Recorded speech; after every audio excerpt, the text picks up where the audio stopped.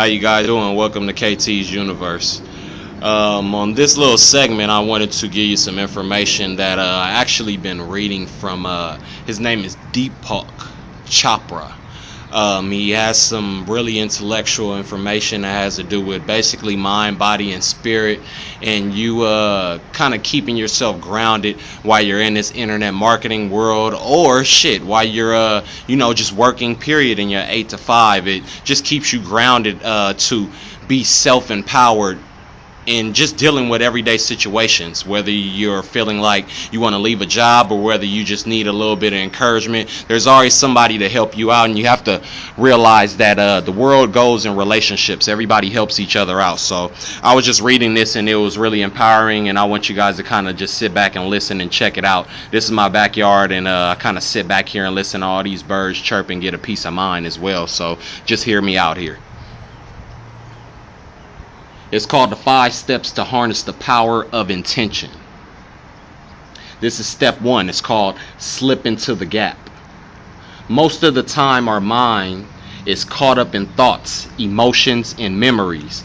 Beyond this noisy internal dialogue is a state of pure awareness that sometimes refers as the gap.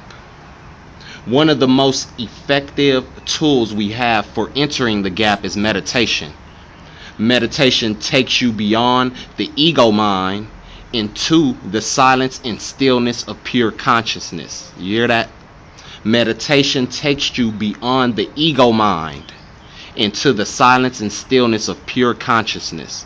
This is the ideal state in which you plant your seed of intention. For those that don't know just how it pretty much works, whatever you intend on doing, it basically is in your unconscious mind, and as you build an image to tell your conscious mind, it then manifests into reality, as long as you stay on the right path and keep evolving and keep thinking of the same manifestations. You can actually do this in a pure consciousness. So check it out. We're on number 2. That's release your intentions and desires. Once you establish in a state of restful awareness, release your intentions and desires. The best time to plant your intentions is during the period after meditation, while your awareness remains centered in the quiet field of all possibilities. After you set an intention, let it go. Simply stop thinking about it. Continue this process for a few minutes after meditation period each day. Meaning, most people who want to make a living in life, the first thing they think about is money, or they think about, oh, I want to do this, or I want to build this, or I want to be a contractor. Then you keep thinking about it. You're supposed to actually detach yourself from the main source of, should I say, materialistic things, which is money. That's not of value. The value is you teaching somebody, you helping somebody, you teaching yourself, you going through the evolution of that.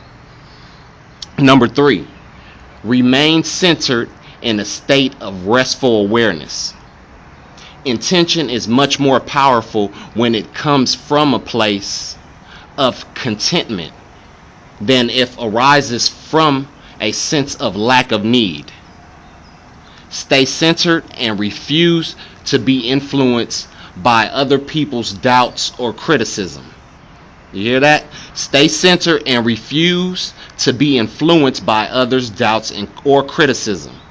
Your higher self knows that everything is all right and will be all right, even without knowing the timing or details of what has happened.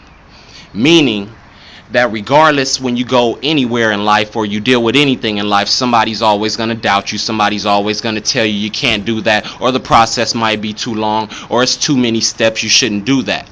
Now, that's one thing that you should completely ignore and surround yourself with, not necessarily your ego, because that's what you're leaving out.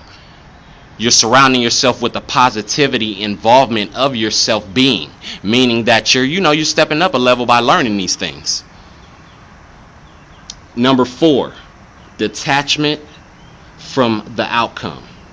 Relinquish your rigid attachment to a specific result and live in the wisdom of uncertainty. Attachment is based on the fear and insecurity, while detachment is based on the unquestioning belief in the power of true self, intent for everything to work out as it should. Then let it go and allow opportunities and openings to come your way. That one's a little bit more in depth. Basically, let's see, relinquish your attachment with a specific result, meaning like a result of money, anything that has to do with any type of materialistic things. You don't want to be on any type of plan of having happiness over that. Now, results are good, but it's more in depth of the learning experience, so that's what that has to do with that. And it said attachment is based on fear and insecurity, meaning everybody is fearful. 98% of the world and people always want to say no to anything because they fear of it. He's asking you to detach yourself from the fear, detach yourself from the unknown. You're supposed to let the universe do as it's supposed to do, basically, so you can't make anything that you want to make and then expect it to just happen. The universe is going to happen. If you pray on the Lord, it'll happen when he says it's time. So as long as you stay in a circle and stay detached from your attachment but not materially, then things should prosper. Okay, and number 5, let the universe handle the details. Your focused intentions set the infinite organizing power of the universe in motion.